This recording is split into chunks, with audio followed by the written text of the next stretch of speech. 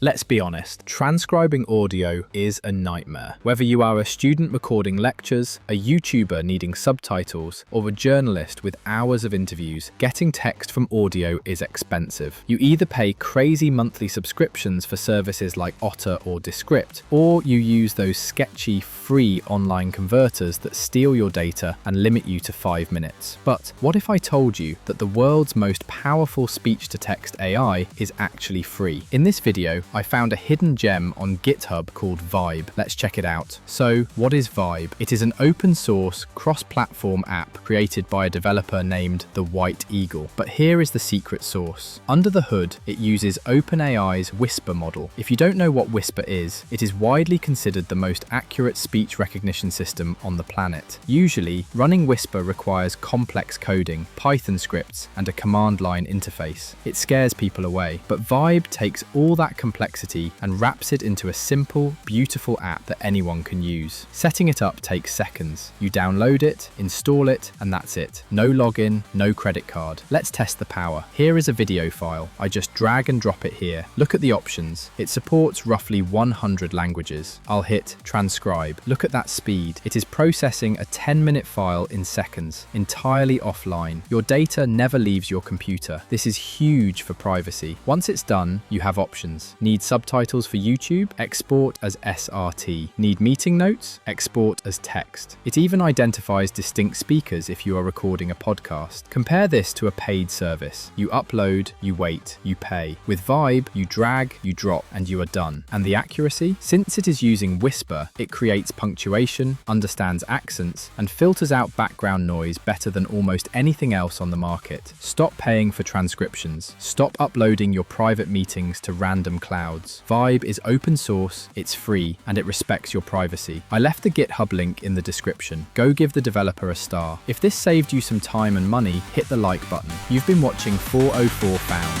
See you in the next one.